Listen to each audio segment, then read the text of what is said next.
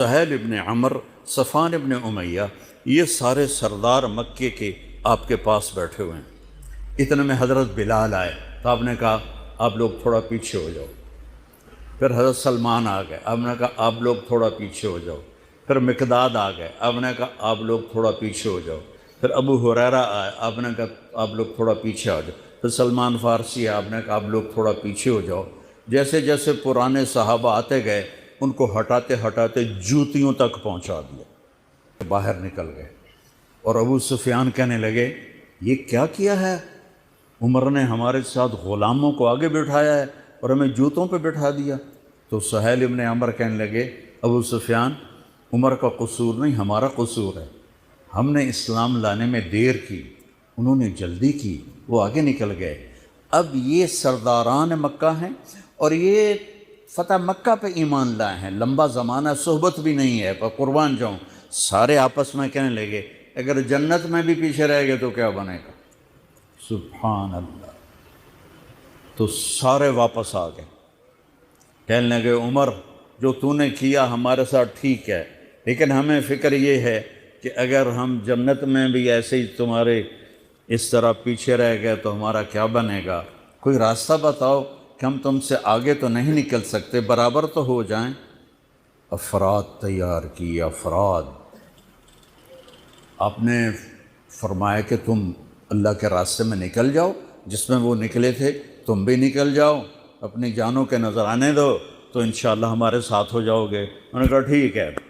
تو یہ سارے حضرات مکہ آئے اور انہوں نے مکہ چھوڑا، اور 400 قریشی نوجوان، 400 انہوں نے ہجرت کی۔ ملک شام میں جہاد ہو رہا تھا۔ جب حارث ابن ہشام، یہ کون ہے؟ یہ ابو جہل کے بھائی ہیں، چھوٹے بھائی، یہ ایمان لے آئے تھے فتح مکہ پر۔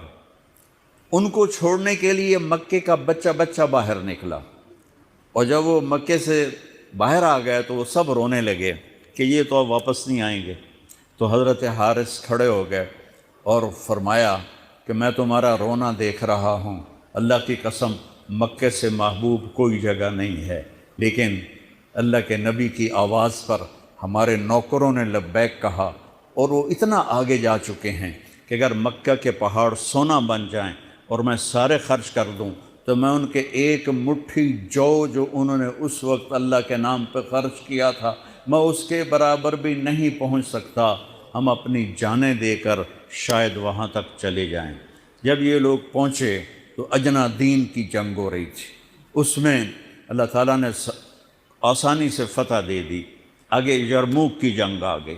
یرموک کی جنگ میں عیسائیوں کا سردار تھا باہان، اور 3 لاکھ کا لشکر تھا، اور صحابہ 36,000 تھے، اور ان کے امیر تھے حضرت خالد ابن ولید رضی اللہ عنہ۔ 9 دن یہ جنگ چلتی رہی، اور اس میں ایک دن ایسا ہوا کہ صحابہ کو رومی ہٹاتے ہٹاتے ہٹاتے خیموں تک لے آئے۔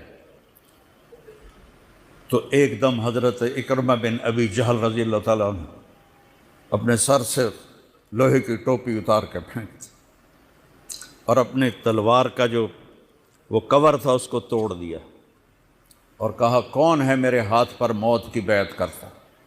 تو حضرت خالد اور اکرمہ ایک ہی قبیلہ بنو مخزوم ہیں، تو خالد نے ان کا ہاتھ پکڑ لیا، کہا نہیں نہیں نہیں نہیں نہیں، ایسا نہ کرو، ابھی تیری ضرورت ہے۔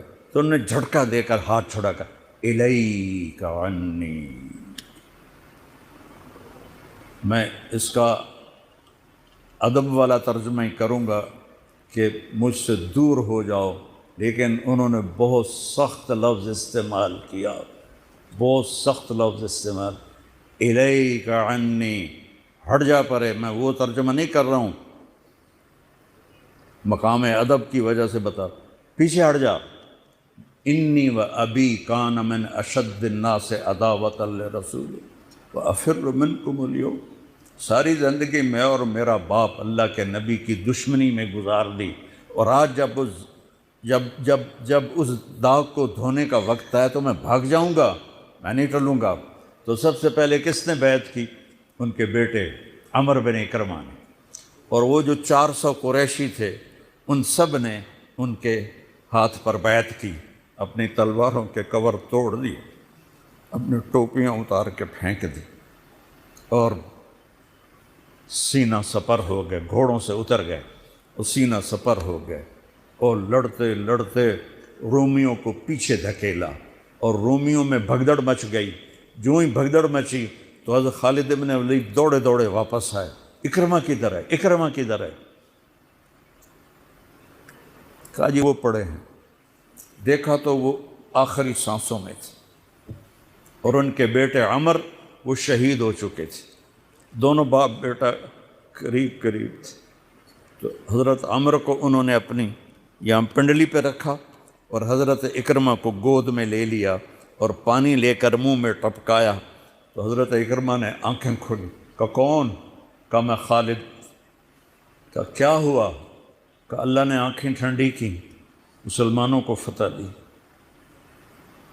کہنے لگی عمر کو کہہ دینا جو تو نے کہا تھا وہ ہم نے کر دیا، اب آگے اللہ کی مرضی، جو تو نے کہا تھا وہ ہم نے کر دیا۔ اور ان کی جان نکل گئی۔ جو تو نے کہا تھا وہ ہم نے کر دیا، اے عمر جو تو نے کہا تھا وہ ہم نے کر دیا۔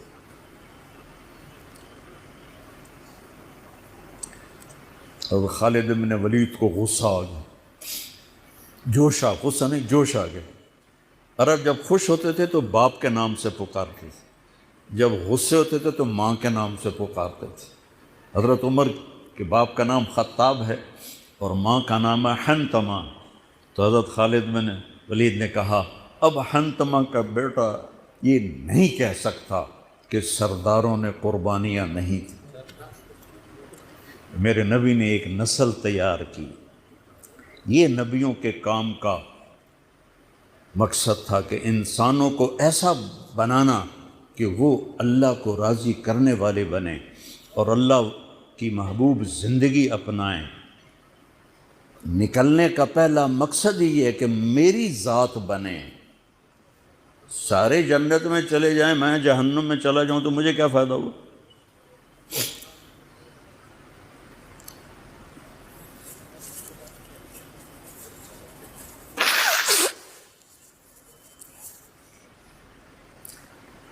جنگ جاری تھی تو اگلے دن بہان نے جبلہ بن اہم غسانی کو بلایا۔ عرب میں دو قبیلے بد نصیب نکلے جو ایمان نہ لا سکے، ایک بنو غسان، ایک بنو تغلب۔ یہ دونوں عیسائی رہے، ایمان نہیں لائے۔ بنو غسان اردن میں آج بھی آباد ہیں، وہاں بھی ایک شہر ہے کرک، وہاں ہماری جماعت گئی تھی، وہاں وہ کافی آباد ہیں۔ تو بہان نے اسے بلایا کہ تم ایسا کرو، تم آج اپنے عرب لشکر کو لے کر عرب لوہے کو کاٹے گا، ان پہ اٹیک کرو، پھر جب تم شکست دو گے پیچھے ہم آ جائیں گے۔